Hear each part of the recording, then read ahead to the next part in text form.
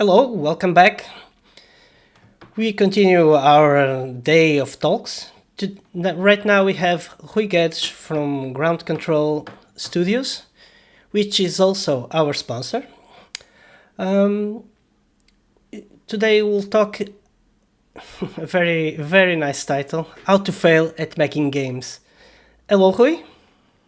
Hello, João, and now a word from our sponsor, Ground Control. No, I'm just, I'm just kidding. Well, I will leave you with the playground. Please do. Okay, thank you. Okay, guys, I hope you guys are enjoying the. I hope you guys are enjoying the event. Right now, I'm going to talk to you about how to fail at making games. I believe that this is an important topic. It's one of the things that happens the most often in the video games industry, and it's the thing we talk about the less, especially on why it happens. I think sometimes we should discuss these things more openly and in volume.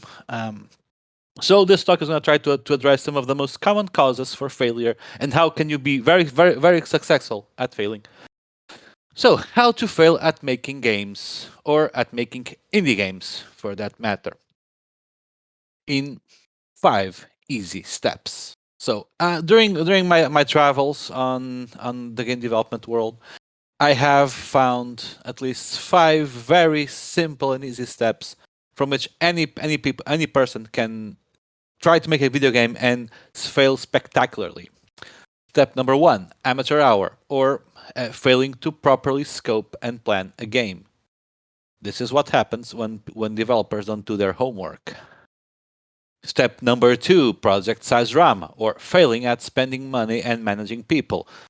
Yes, this happens too, and it's very both cause 1 and cause 2, I'd say, are responsible for most of the projects failing, especially in the games. But don't underestimate cause number 3, when people think that publishers are silver bullets. No, they are not, and we will see why. And reason number 4: never ever kill your darlings. Yeah, people sometimes need to move on, and they refuse to do so. So we're going to look into this very simple step to failure as well. And finally, number 5: greed is good. Not always, but sometimes.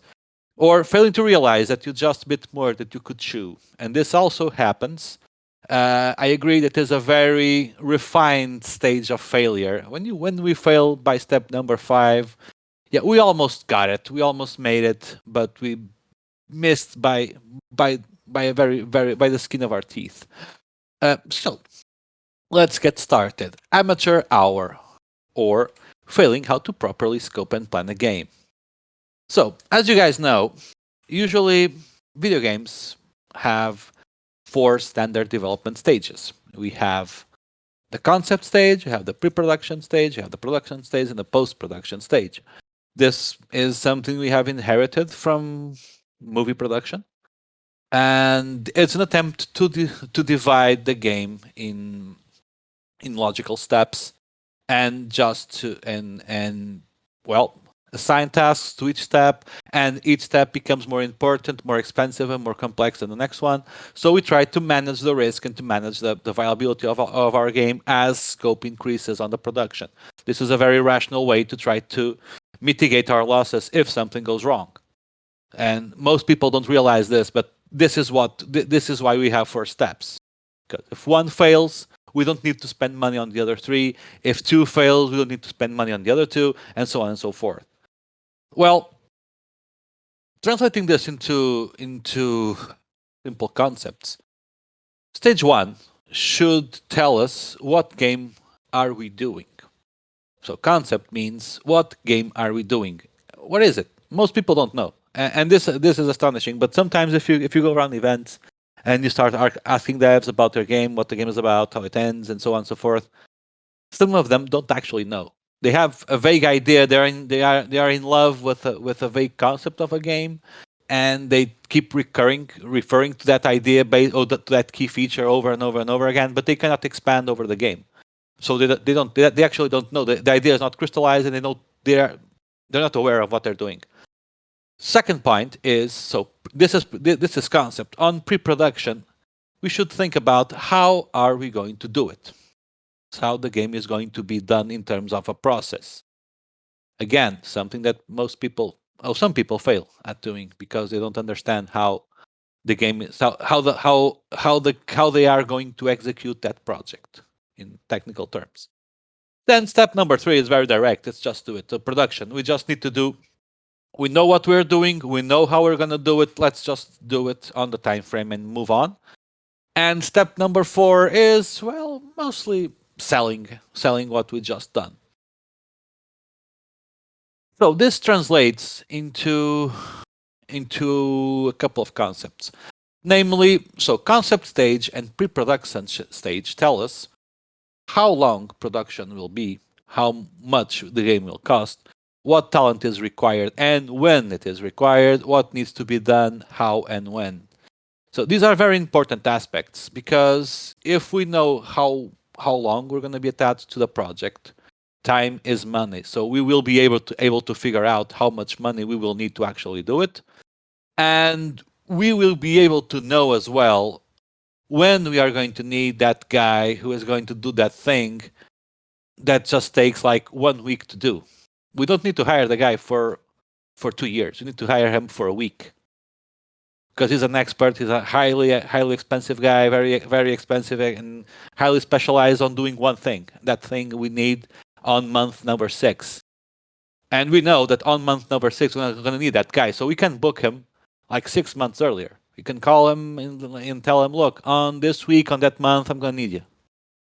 So we can do that, and that's beautiful. Knowing what we're going to need, when we're going to need it, it's wonderful on the production of a video game. And in an overall sense, we are able to know what we need to do, how we're going to do it, and when we're going to do it. We answer very important questions. This leads to a smoother and more efficient production stage. So if we do a good concept work and a good game concept stage and a good pre-production stage, we will have a smoother, more efficient production stage because we have the whole thing sorted out. We will actually be able to meet some deadlines. We will be able to stay on budget, and we will be able to make the best game we can. Now, this isn't an exact science, okay? We all make games, and we all know that sometimes things just go south, and it happens. But what I want you guys to think about is, imagine that you have your house organized, and you hit a bump. It's way easier to manage the consequences of that on an organized house than if you don't know what game you're doing, why or when or how much money you have. If everything is in complete disarray and something goes wrong, the whole project goes down the drain. And the sad part is that sometimes this happens, and most people only realize it happens 6 months in after the event, or 4 months in after the event. Their game becomes doomed on that day, and they don't know. Okay, so you don't want to be those people. You don't want to be on that position. So how do we fail at these steps? Because this seems logical, seems direct, seems linear. How can one possibly fail at doing this? Well, I can think of a couple of reasons. First, we don't do a design document. No, let's not elaborate over the game that we are supposed to be developing. Let's not do that. Let's just go with the flow. And we don't do a functional requirements document. Okay, this is a doozy. This is a heavy one, but in some and on the most big or more technically complex games, especially if you have a lot of people programming, you should do a functional requirements document where you elaborate and you articulate what is going to be, how things are going to be implemented, how the software bit is going to be executed, so that all the developers can get on the same page and move on. And if you don't do that, well, it's anarchy again, because everyone will be coding at their own pace and how they want it, and sometimes it happens a bit like those bridges that they start being built one of each side of the shore, and when they reach the middle, they don't connect. That happens when you don't have an FRD, and you have a really software heavy game development project. Then you should never ever estimate time or costs. Why? If you're planning on failing, you don't need to know how much it costs or how long it takes. Most likely, it will take 10 times longer as it should. It will cost 20 times more than you can ever afford. So you will fail before anything actually happens. Which, well, if you're planning on failing, is great. So if you really want to fail, never estimate how much time it takes or how much it costs. And yeah, don't do it like with some real commitment. Just wing it, and it's the best way you can to actually fail at doing games. And then, of course, the number one sin of most eager and over enthusiastic developers: they have an idea in the shower in the morning, they have breakfast, and they do the doodle of the idea on the napkin. After breakfast, they are programming in full throttle and committing all the resources of the studio on that idea without even knowing where it ends. So yeah, you don't start production on day one. You have the idea, you need to mature the idea, you need to mature the concept, you need to work the concept, test it, prototype stuff. You need to be scientific about it, a bit scientific about it, and then you need to be clever and try not to spend too much money on it. Okay. But if you want to fail, you should try to produce every idea you have all the time. You should, in fact, if you really want to fail, you should have competing projects. And change and shifting priorities inside the studio like every day. That would be super fun to watch. Then, if you continuing with this, if you want to fail, you don't plan milestones, so you don't set anything on you don't set up time frames for anything, you don't set up sprints, you don't do anything like that. Just let people do it. You don't use project management tools like Jiro, Trello. You don't even try to. Everyone does what they want. They arrive in the studio in the morning and they think about what they should be doing, and they just decide to do it. This is actually a true story. I divided office space with a studio that kind of worked like that. It was very interesting to watch. And of course, you should never ever close the scope of the game if you want to fail. No, the game goes on forever. And mind me that I'm not talking about a live service game. I'm not talking about a game like PUBG or Fortnite or Destiny. That, in spite of never ending, they do have a roadmap for seasons. What I mean is that game that never ever leaves the drawing board, because as soon as you finish one feature, someone comes up with another one. So it's on a continuous feature creep scope, and it's on that flywheel forever and ever and ever. And at this point, I would like to share with you a gem from an indie dev who now is out of business that said very wisely and very seriously to me that game features are never planned; they are discovered during development. This was not a joke. This was actually how they attacked the problem, and that's why they failed very fast. Thank God, but they failed spectacularly. So you don't want to be these guys. You want to be the guys that, and if you want to fail, sure, be this guy. But if you want to really get the job done, you should do the exact opposite. What I'm doing here, a case study.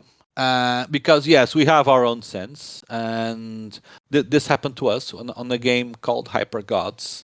So it took 5 times the time and money it should. It was remade and rebranded because reasons. With it wasn't really we didn't really have a plan. We didn't update the GD for 2 whole years, so it was chaos.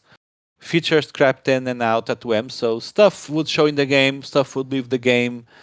Sometimes in the very same week, and we're not talking about prototypes. It was the actual production game in the actual production code, which annoyed the crap out of everyone, especially the art team who kept seeing art being wasted.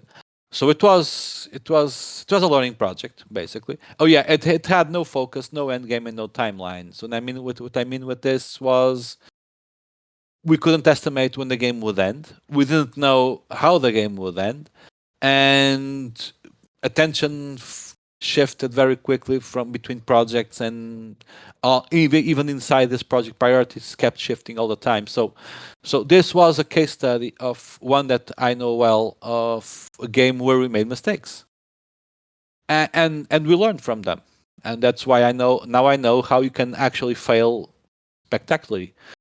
luckily for us, the studio didn't fail. The project was complicated, but the studio held up because we learned from this and we took steps to become better.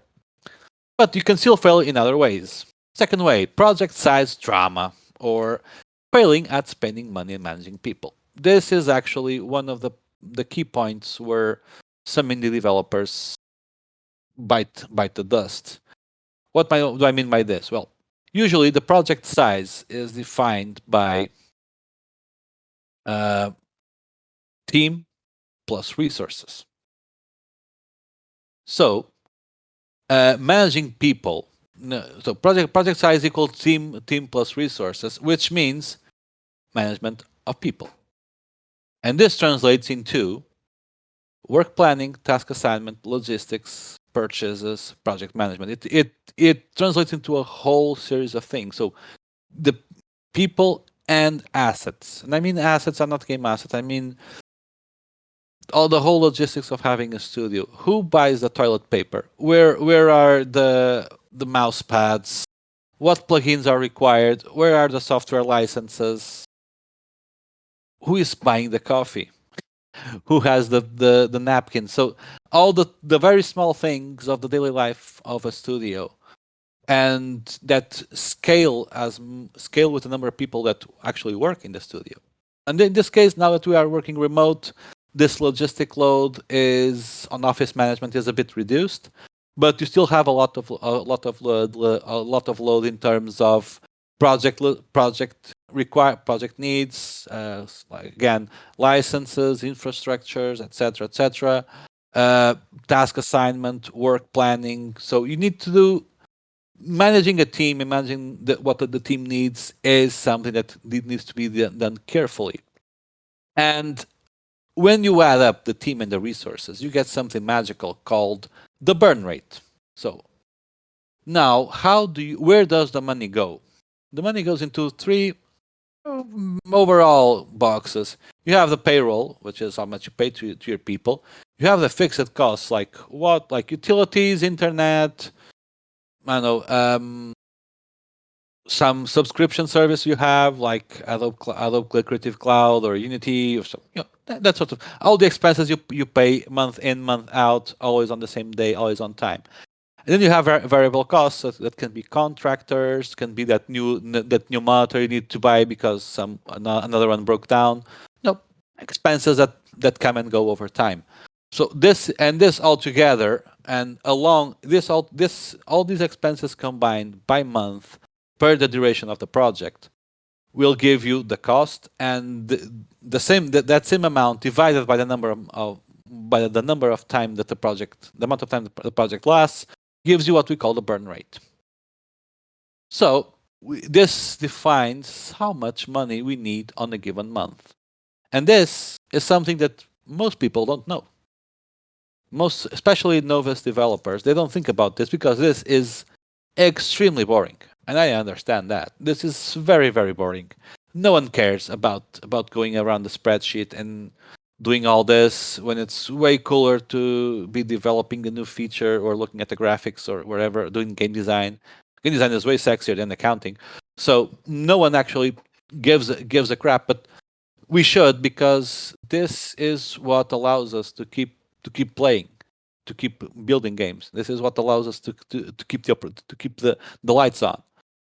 So the project, depending on the project size, the whole thing, and if what we had earlier wasn't enough, depending on the project size, we also have investments that are proportional, like equipment, software, marketing, new hires, other services, like our age services, human resources, training sometimes, dislocate travel, I don't know, a whole bunch of stuff. So, and this is again proportional. Like for a team of 2, it's one thing. For a team of 50, is another.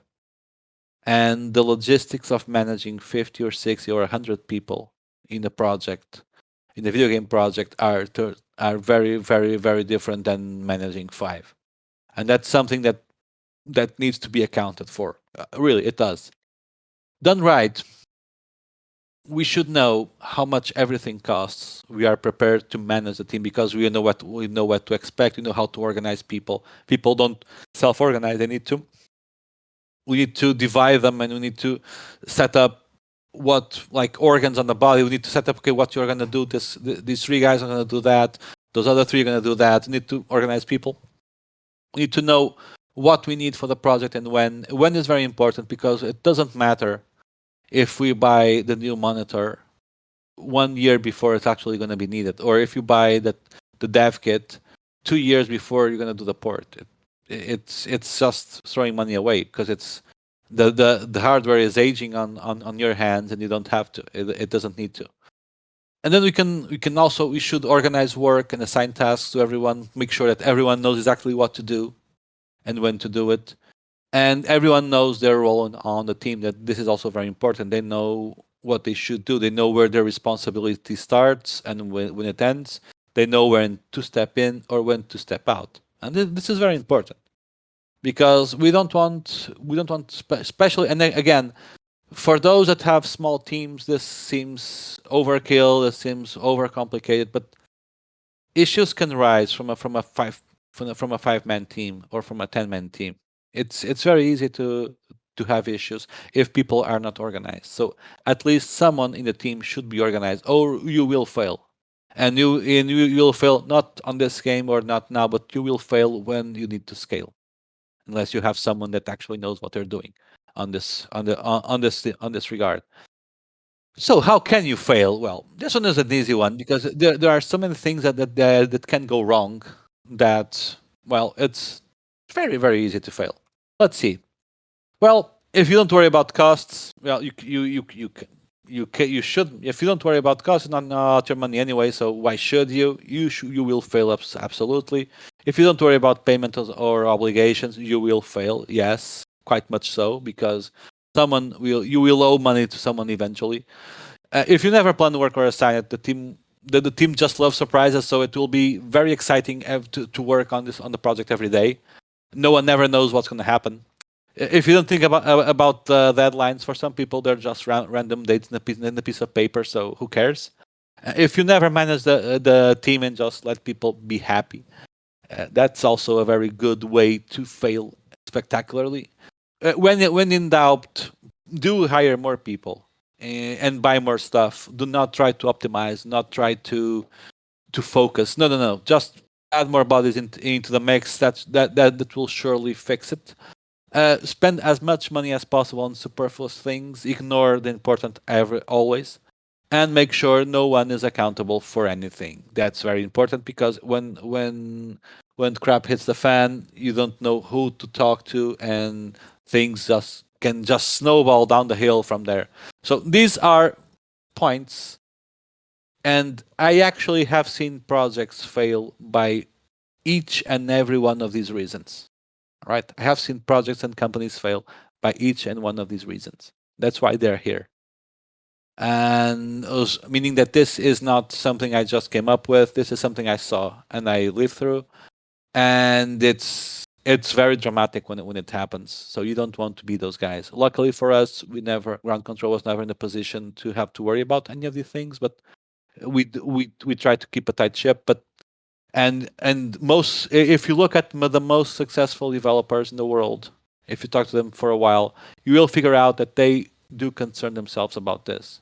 Probably not the rockstar game designer, but someone on the team will take care of this, of all these points, and it will be the person that prevents all this from happening. There's always one of them in every successful team. There's at least one person who has this job, and that person will be. And I have to say this goes out to all the project managers and studio managers out there, that they do an invisible work, but they are the people that keep studios together, that keep teams together. And you need to understand that, especially if you are a novice developer, you need to understand that, and to understand that sometimes there are people that might not be actually producing assets or code for the game, but they keep everything running smoothly, and you don't even notice it because everything runs smoothly. And you need to value those. We need to value those people more. Case study. I was acquainted with a game studio that had 6 people. and they did a very successful video game. The studio was international, and they decided to do a sequel. What they did was they scaled almost overnight from a team of 26 to 24 people plus contractors. The whole thing would go for almost 40 in like a couple of weeks. And they've decided, yeah, let's keep a horizontal management approach. For those of you who are not familiarized with these concepts, basically horizontal management means that no one is the boss. Everyone is the boss. So there's not a boss. They're all bosses.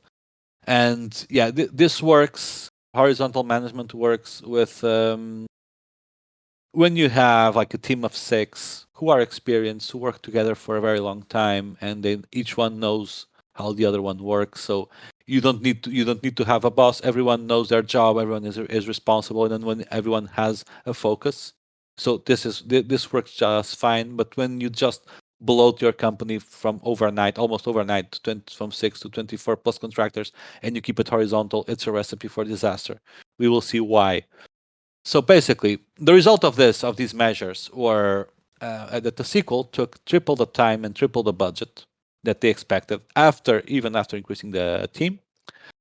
The end quality of the sequel was subpar compared with the first one, and the game barely made break even.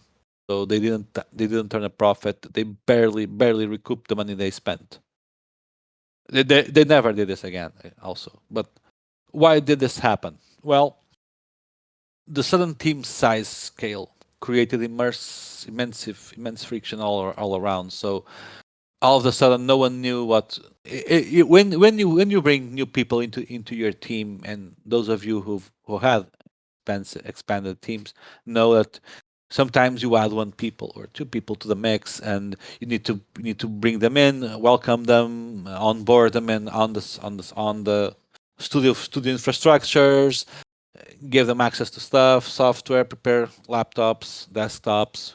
You have a lot of setup to do, some setup to do on the bureaucratic side as well. When you do that times 50 or times 60, if you are a big company with a strong HR department and you have big teams with leads and sub leads and a whole number of people that can manage a new person, and they can distribute new people for through several teams, and they can manage them, that's one thing. But if you are a small scale operation, you will have a very hard time if you scale too much too fast. This creates friction because all the needs of those new people will become entropy in the daily life of the studio, right? Because instead of paying one payroll or 6 payrolls, your HR people will be paying like 30, and so it will take them much longer to process. And then if you are on a tight schedule, that overflow will interfere with something else, and it just goes down from there. Um, then on the case of the studio, first, yeah, the sudden team scale created immense friction because they needed to accommodate all those elements, and it was complicated. The second problem was that the managers had no experience with larger teams, so they weren't used to dividing work. Usually on the team, like there was one art guy, one UI guy, one dev guy, one business guy, so one guy for each thing. And I say guy, but I mean guy or man or woman, boy or girl. It's it's my way to refer to a gender agnostic proposition. But anyway, so they didn't have any experience with larger teams, so that was a problem as well. Dividing work, organizing work, setting people up, subdividing teams was a mess. All the internal processes they need to redesign to accommodate the new scale because they were used to talking to each other, and they were used to knowing, they were side to side, so they were used to knowing what the other guy was doing. When suddenly the art team has 5 or 6 people and is on another room, you need to figure out a way to make the art team communicate with game design, and to make game design communicate with development, and development communicate with marketing, and get everyone to talk to each other. Those processes needed to be rethought completely, and that takes time to reimagine, to implement, to get them, turn them into routines and make sure they work. It's complicated again, and then more people meant more paychecks, more logistics, and the sort of support tasks that didn't exist before. So it was more complicated to be on the studio. You needed more stuff, and they didn't have much teamwork routines. They had to set them all up. So all the like simple things like daily stand up meetings, dividing project into sprints, setting up milestones, approaches to cooperative work like pair programming and stuff like that. So they didn't use any of this. So they had to move a very big mountain in a very short amount of time. Well, so and that turned out badly for. I can tell you how it ended after the release of the second game. They downsized the team. They kept more people, but from the almost 30 or 40 that they had, they kept around half of those, the best ones. And they downscaled they downsized the team, and they consolidated the processes. And right now they're actually pretty good, and they're better. But they needed to they acknowledge, because they acknowledged that they took a very big step that could have condemned their studio. Luckily, they are so talented that they survived this, and they were able to learn, improve, and fight another day. So this is very important, and these lessons are very important to learn, and we need to be aware of them. So we don't want. I noticed that some game developers have a chip on one shoulder or on two shoulders, and they refuse to go wrong. They refuse to make mistakes. They refuse to acknowledge that they fail, and that just throws them into a loop of failure. Small failures, big failures. They just waddle in there like, and they're in a very weird washing machine, and they cannot get out of that loop unless we acknowledge where we failed and how we can become better. Okay. So in conclusion, teams game development teams must be aware of the implications of scale. More people will have consequences. And bigger projects imply bigger teams. You need to be aware of this, which implies challenges on studio operation. It's just also important. And we should never ever neglect this, because it will bite you in the butt very strongly. And of course, this is a truism, but it's always important to mention. It's always preferable to scale or grow over time than overnight. This is true for any industry, for any business. Unless you have a really large amount of money, which leads me to the next point. If you have endless money and you want to actually scale overnight, the first hires you do should be managers experienced on larger teams or productions. It's the very first thing you should do. You should go to EA, to Ubisoft, to Activision, all the AAA outfits, and get guys who do this for 10 years or more, that are used to running dive teams of 1,000 people, and you should bring those guys on board. You will pay by the nose, but you have endless money, so that's fine. And those guys will tell you how the whole setup, the outfit is run. Don't try to make it on by yourself if you don't have the experience. If you've never done that in your life, because unless you have money to fail, it will always cost you time. So it's pointless. You should try to learn. If you have the money, you should try to learn from people who already know this, and that can actually help you. Now, for the third reason of failure, publishers are silver bullets. What do I mean by this? And no, they're not. Well, just a quick refresher. So publishers are companies that are focused on funding and distributing video games. The name comes from the same. They share the same title as book literature publishers that publish books. In this case, they publish video games. Again, they share the same function. They invest and they distribute video games. And so publishers can be what? Sorry. Publishers can be uh, considered as investors. They sometimes are. They should be. They should be interpreted as investors. So why? Because they are focused. Every publisher are focused. In fact, the difference between publishers and investors is just the way how the business is conducted and the priorities they have. But on the surface, they are both focused on getting a profit from the game. They may offer support or production services for a price, and the investment decision is both on the IP's potential and on the team. So these are the three main aspects these people look for, and if you think that this is illogical, do the following exercise. Imagine that you had 200,000 euros or 1,000,000 euros or 50,000 euros to bankroll a production.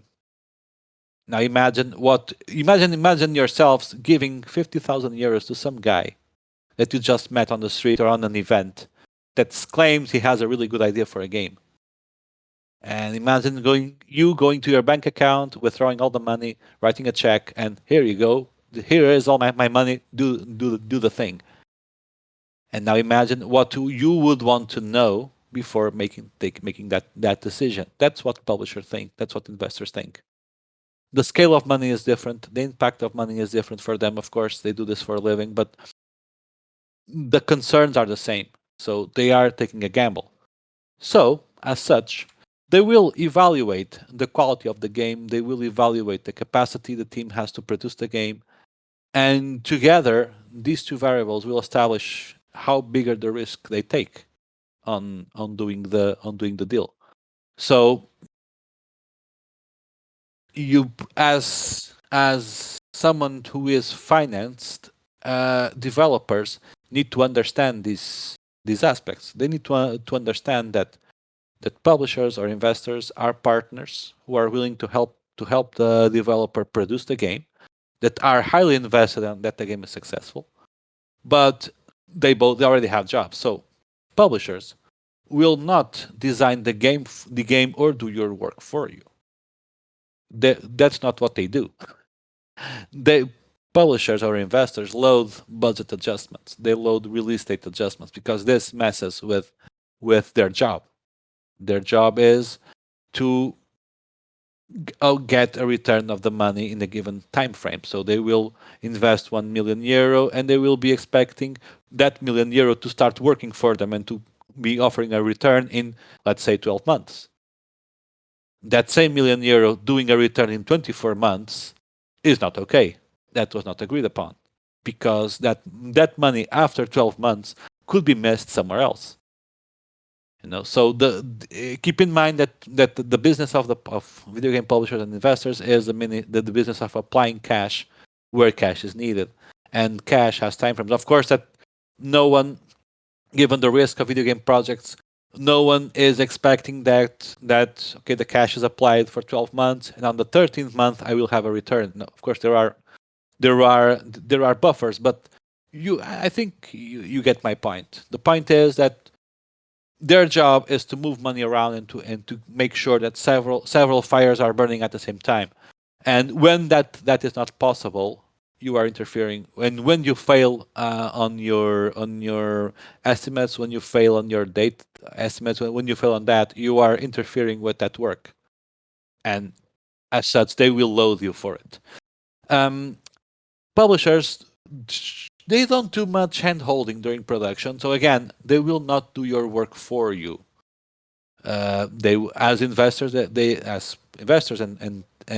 the distributors of your game, they expect the team to know what they're doing. Some publishers, some publishing houses do have production support teams and additional production services as a way to help developers, especially when the developers are young and unexperienced, and that's fine because they're looking out for the investment. They see a game with a very high potential of success, but they see a team who has never released a game before, and they say, "Yeah, let me add this producer I have here who has done this, who is doing this for 10 years and has released like 200 games, and this guy will shepherd you through the way. Will be your production Sherpa. He will help you keep things on track and keep focus." And they're doing this because they want the game to be they want the game to be successful as you are, and they want to help you achieve that. So, but that's usually as much as far as they go. You should not relegate your operational concerns to your publisher. You should not relegate your creative concerns to your publisher. You should not relegate your business concerns to your publisher. You can discuss them. You can ask for advice, but you need to have something figured out. You need to have a plan. So usually, publishers and investors expect teams to be as professional as possible and to handle things focused. The focus matter. So how can you fail when talking to publishers, or how can you fail when working with publishers?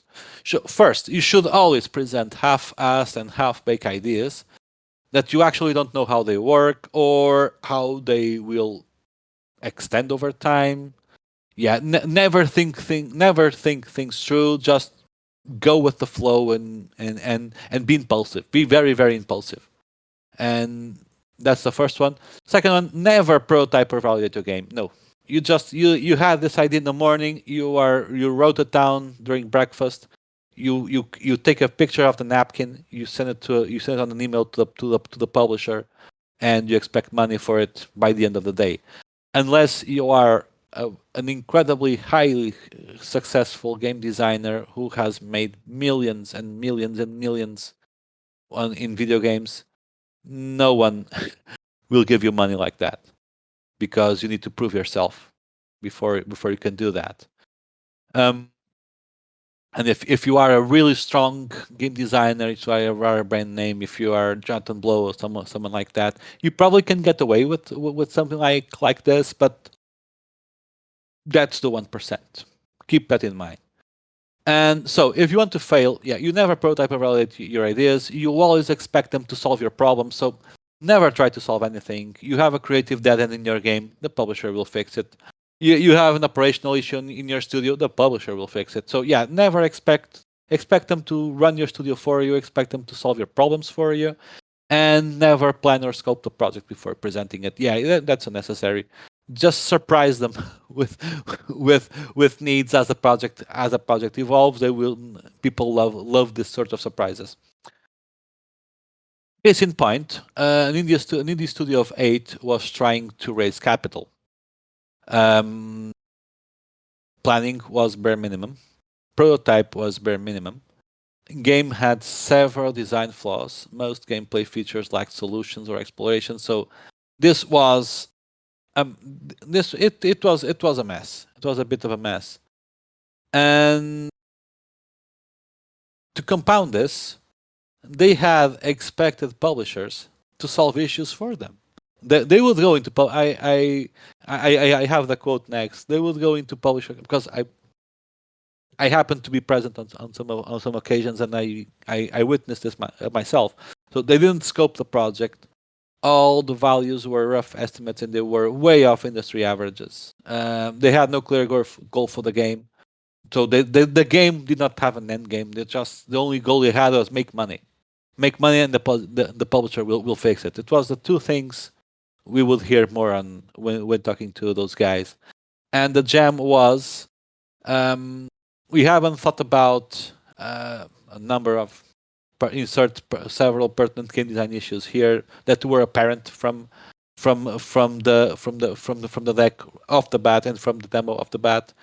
And the guy actually said they haven't thought about it. That they would figure it out once they had your money. Once they had the publishers or the investors' money, they would find solutions. So this is not, obviously the studio didn't go far, and of course they never got funded, because this is not what you should be doing.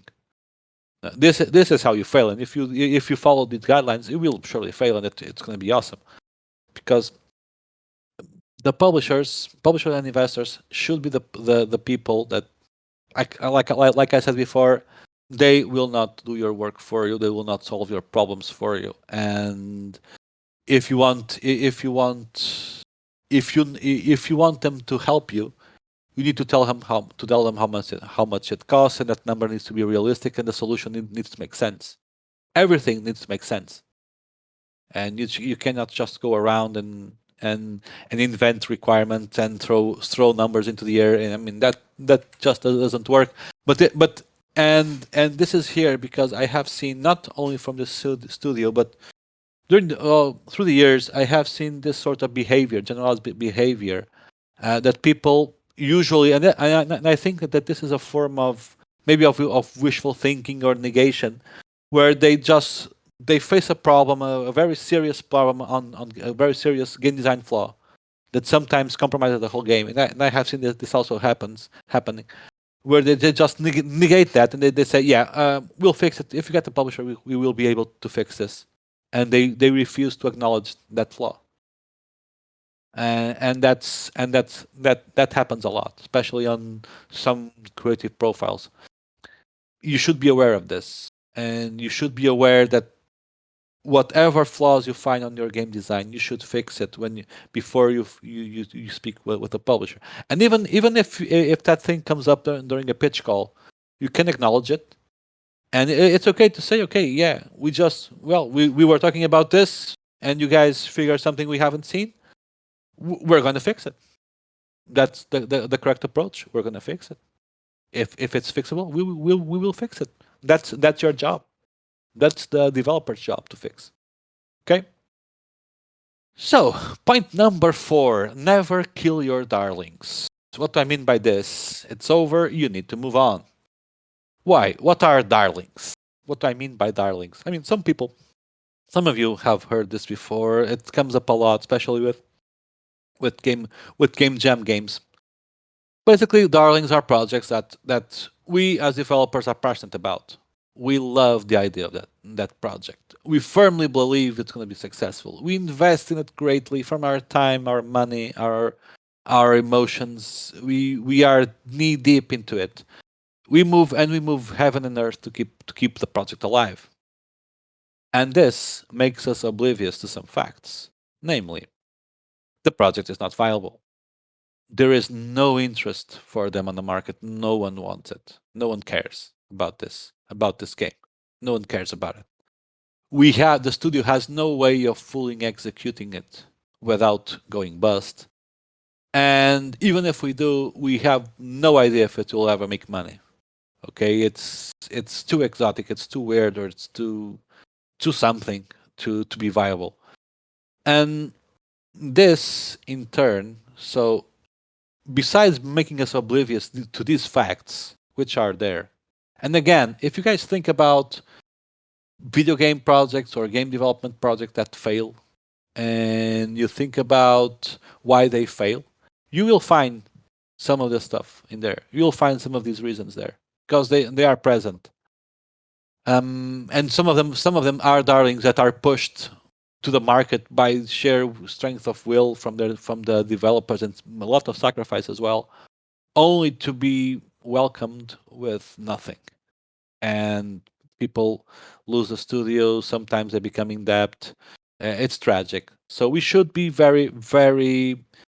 We should withdraw our emotions when we are looking into our games, because being in love with a darling will make us oblivious to these facts and will make us do more stupid things, namely overinvest, jeopardize the future of the studio, consume yourself personally. Because if you are a small outfit or if the game is your baby, you will want to make it, and it will take a piece of your soul, and you are just setting yourself up for a larger disappointment later on.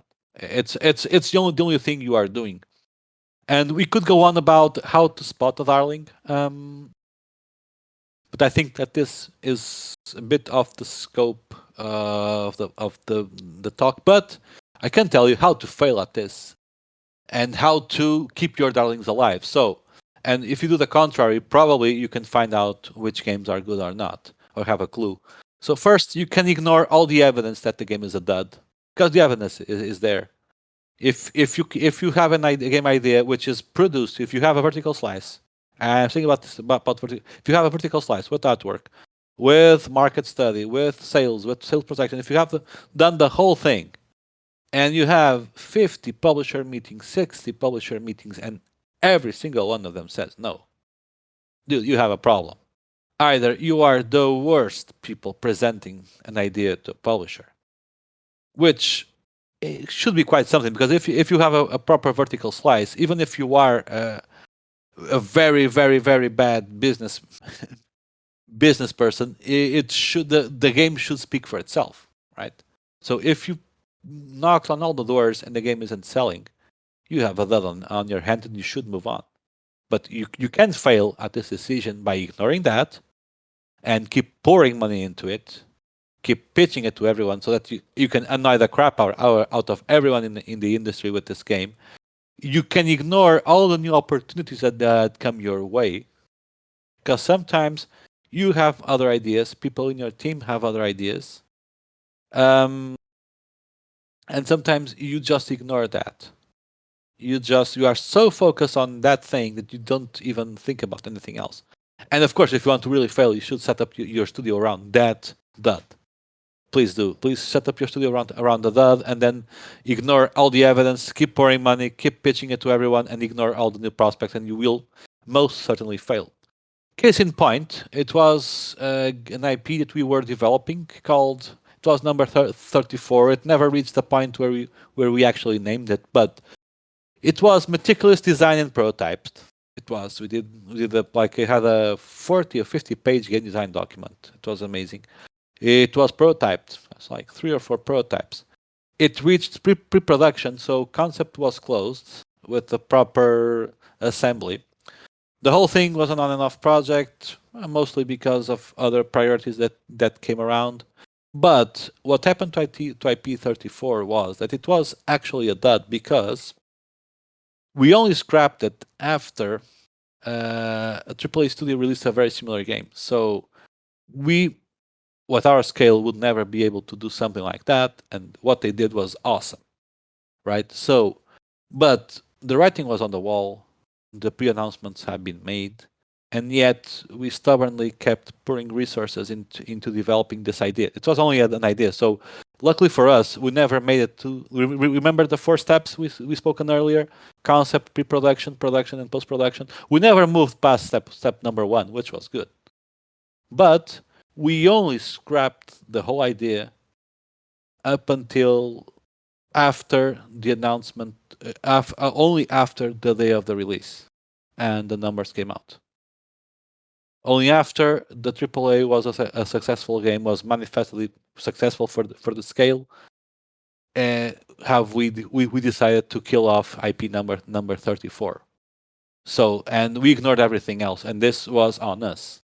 So we refused to kill the Starling, and luckily for us as well, we followed the process. So we killed it. Yeah, we wasted some time, but it wasn't dramatic.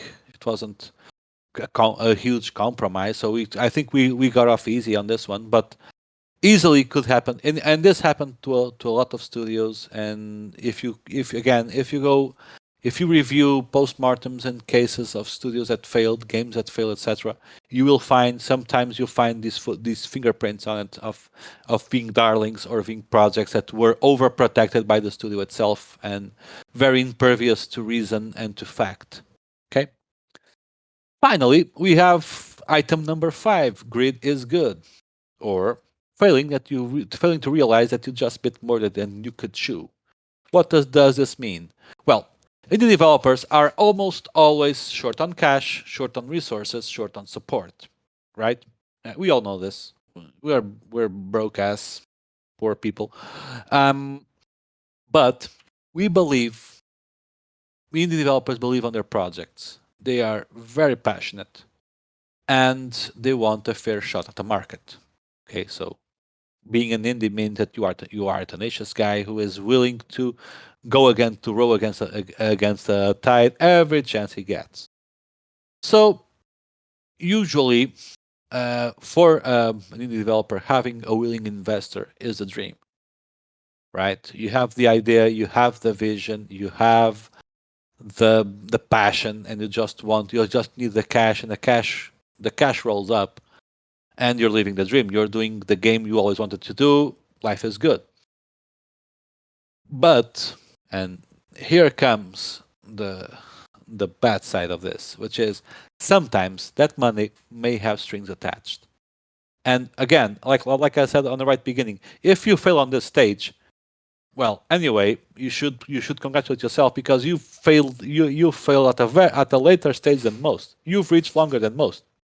You still failed, of course, but at least you have gone a long way from failing on step one, which is not being able to think, knowing what game you're doing. At least you know what game you're doing right now. But even so, what strings does money have? Strings first. Sometimes money wants a longer gameplay than expected. Like we think about, okay, let's do our game has, I know, 4 hours of gameplay. Yeah, but we will only pony up that 500,000 if you go with 30 hours of gameplay. And developers did, and that 30 hours of gameplay leads to a to a larger project scale, leads to a whole different game than the 4 hour gameplay, right? To do 4 hours of continuous content and to do 30 hours of continuous content that is quality content, not more of the same. In some, depending on the games, can be very complicated. And sometimes the developers, they know, deep down, they know that their game, their gameplay, their mechanics won't hold for 30 hours. The game works as a short experience, does not work as a long experience, but the cash is there just begging to be taken. And so they say, yes, yes, we'll do the game with 30 hours gameplay. And then again, and this is a snowball. Sometimes investors can tell you, yeah, you want 100,000. No, for this game, we are willing to put up for 400, 4 times the money you are asking, because we believe that this should be like this. This should be larger scale, larger this, better that. The larger keep one thing in mind: the larger the investment, the higher the expectations. And again, not all games are born to be AAA. Okay, some games are born to work as simple, highly focused experiences, and they are immensely successful doing so. Okay, not games not need to be big to be successful; they need to be good. And sometimes developers go after the bigger is better approach, which ignoring that longer gameplay sometimes will not be adequate for the game design, and it will lead to a larger project scale that might not be encompassed in the estimate they made, so they have to re-estimate the whole thing, which they won't be willing to do because they will be too afraid of losing the money that they already have insured, so to speak. Again, and also happened with the large investment, then they needed, if the publisher or the investor is willing to overinvest, they will have higher expectations, and sometimes we should just say no. You don't need to spend all that money. Just spend the money I'm telling you to spend, and the game will be good like this. Don't overinvest in marketing. Don't overinvest in production. Just invest what we are needing and keep that on the side. If we have any if we want to do a sequel or something like that, then we can invest more. But manage that, because when we don't, we set the investor, the publisher, for higher expectations. And of course, the more money we put in, either we sell more copies or we need a higher copy price, and that leads to higher customer expectations. Okay, so probably by now you can see how all these things can go wrong. I'm sure that most of you have spoken with investors and with publishers, or know people who have made successful negotiations, and know people that willingly bit the bullet. And I'm not saying that publishers are on the wrong here. I'm saying that the publisher or the investor sees a business opportunity. You see they see this game, and they imagine, yeah, but if we have 30, if you are on the 30-hour segment, then we can ask for this box price. They're thinking about their own business. Okay, they're thinking about their own profit, their own operation. It's your problem to make the game work, and you need to be aware of that, because sometimes, yeah, if it can also happen that if the investor wants to put more, if they want to overinvest, for some developers that can be an opportunity, and they can take it and they can make a lot of money. Again, with longer gameplay time, and again with higher copy price, they can deliver, and that's fine. But all you need to be aware of is the least experience you have on the industry and on certain project scales, the further away you should keep yourself from those opportunities. You should try to give smaller steps over time than going full AAA going from game jam game to full AAA in a week. You should avoid that. You should try to make a sustainable growth and create relationships with publishers and understand what you are able to do, because again, some teams just can't handle larger project scale. Some teams just cannot deliver higher expectations to investors. Some teams just cannot deliver meet higher customer expectations with the game. So we should all be realistic there, unless you want to fail. If you want to fail, you always say yes to everything. Um, so, and this leads us to the point where, yeah, can the teams this is what the developer should consider, which is, can the team or the studio make a larger game with the same quality standards? Are we capable of doing this? Will more money add value or entropy to the project? Again, is there an opportunity, or are we just saying yes to grab the cash and then we won't know what to do with it because the game does not require it? Is the price aligned with the original target audience? When we think of a game and when we establish the market for the game, and deep down we know that that's our niche, and then we move it up, we take everything up a notch, and sometimes we might lose a market because we are tampering with the price. I mean, there are games that are successful on the €5 range. There are games that are very successful on the €70 range. There are niches and there are genders for a purpose. But that does not mean that the game costs €5 because it's cheap. It means that the audience is not willing to pay more for that kind of game.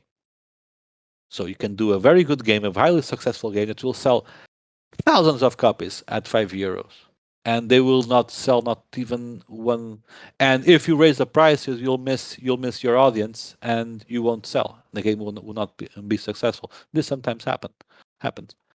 And finally, the most complicated question of all, which is, what will that money cost the studio on the long term? So if we are getting more money, what's the price we're going to pay in terms of, like, we do a very big game and we are not capable of doing it. We take the money, we get ourselves financed.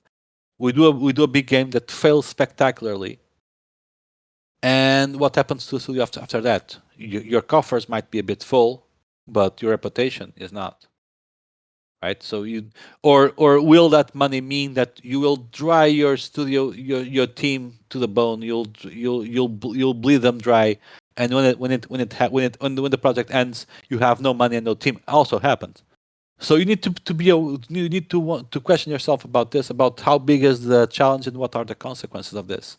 Because again, no one is on the wrong. Everyone is trying to make a good deal, but we all know what we need to make the good deal for us, and we need to be careful with that, because I see a lot of studios biting more than they could chew and failing, and letting their investors down, letting their teams down, letting their fans down. So you don't want to be on that position. Failing to make the right call on this will have consequences. Namely, you will produce a subpar, albeit larger game instead of a smaller but more polished. You will fail at sales because it will be a dissonance between price quality or price target audience. You will erode your relationship with the publisher because they will give you a whole bunch of money that you won't be able to recoup. So, and they will be pissed, of course. You can burn out the whole team if the project goes south with numerous problems, and you can be left with an irrecuperable financial hole that only results on sometimes losing IPs to the publisher or to lenders or something like that. Because on top of this, and I haven't mentioned this, there's also a regime of funding where you contract loans. So not even an equity investment or rev share investment. It's a loan investment, and this is the worst type of all, because if you fail, you can actually lose everything. So this has consequences. Failing to make the right call on these questions has consequences, and it's very important for a developer to think about this when you're talking to a publisher. You need to know what you are after. You need to know where you stand. You need to know what you can deliver. If you can't deliver, you should say so. You gain nothing from you can always close the deal a different deal next year or 2 years from now. You get nothing from saying yes to everything. But if you want to fail, then you should, by all means, do the following. You should say yes to all publisher demands as long as the budget is bigger. Everything people ask, just say yes. They'll love it, and get the money, and then forget about the rest. You will fail, but that's fine. Estimate the cost in 20 when in reality the costs are 35, and try to produce something that would cost 40 at the expense of the lives and souls of your team. So burn them all down. Yeah, that's something that actually happens as well. You underestimate and then you oversell, which is fantastic. And the end result is completely worn out people and sometimes crappy product. Then you should estimate execution time at least twice as less as in the industry average, and you should promise a quality 10 times higher than similar games, and you should go tell that to the media.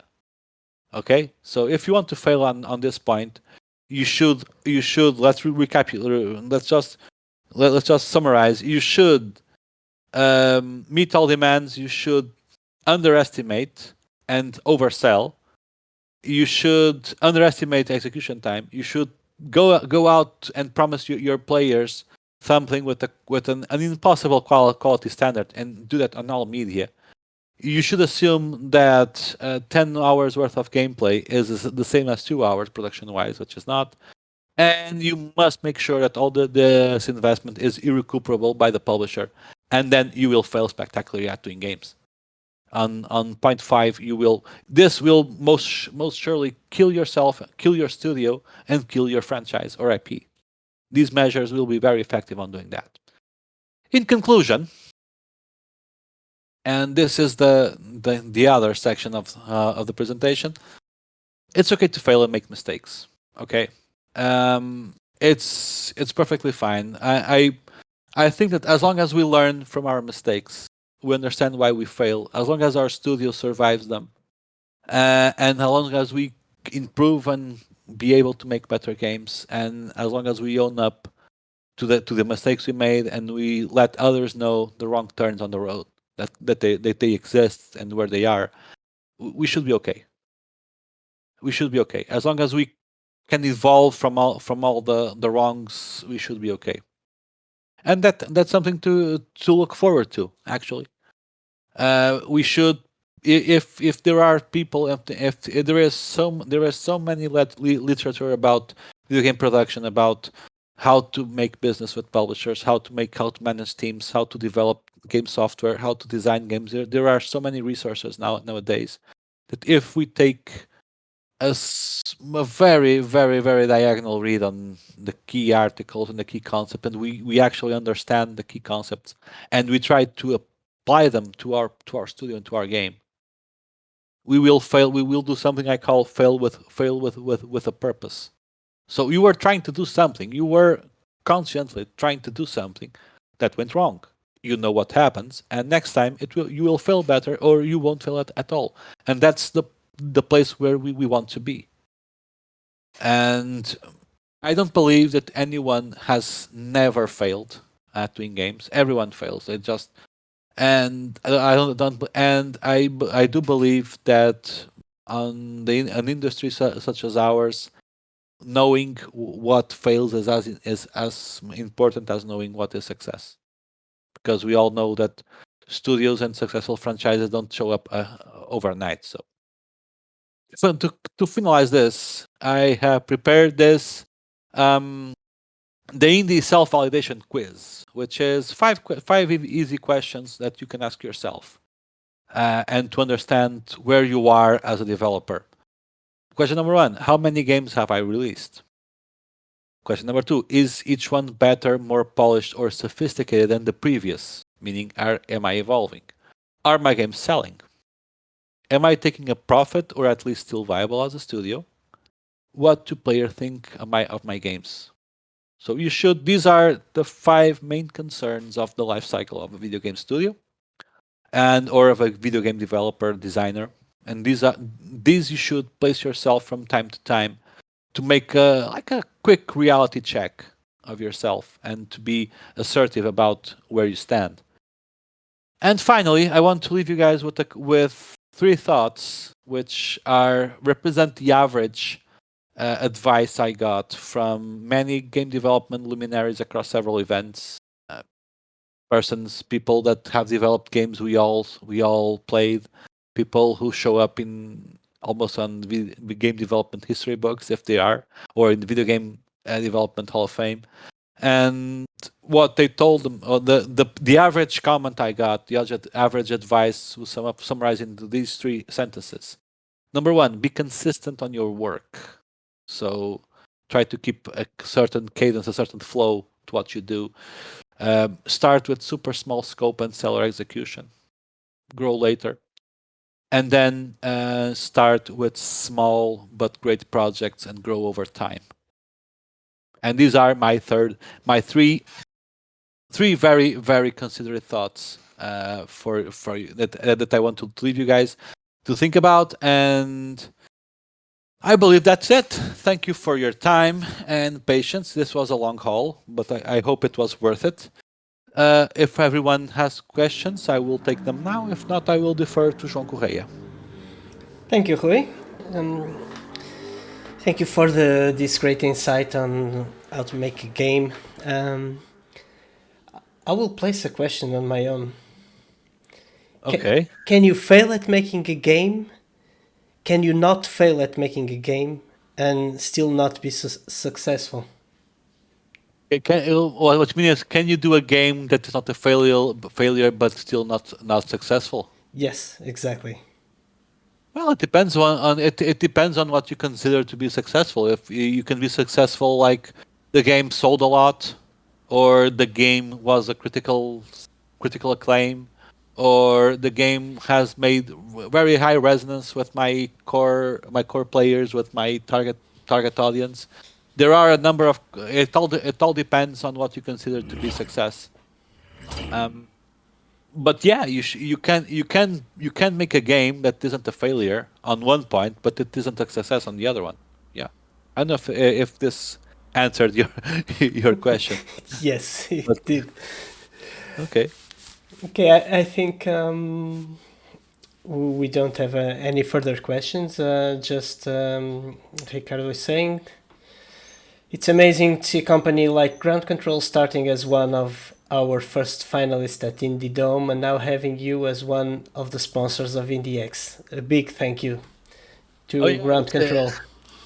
thank you to IndieX and for all the effort, for the history, and I think you guys are doing a great job on indie events in Portugal, and now opening up the market to investors, to developers all over the world. And I hope you guys keep up the good work and keep up the growth. It's awesome to be a part of this event, and thank you for the invite as well. Great. So, to everyone out there, we will be back at 8 o'clock p.m. GMT with our last game, and later on at 10 o'clock p.m., we'll have the award ceremony. So, be sure you'll be here because it will be a great event and we'll have the prizes finally given. So, Yay! see you later. Bye bye. Bye bye.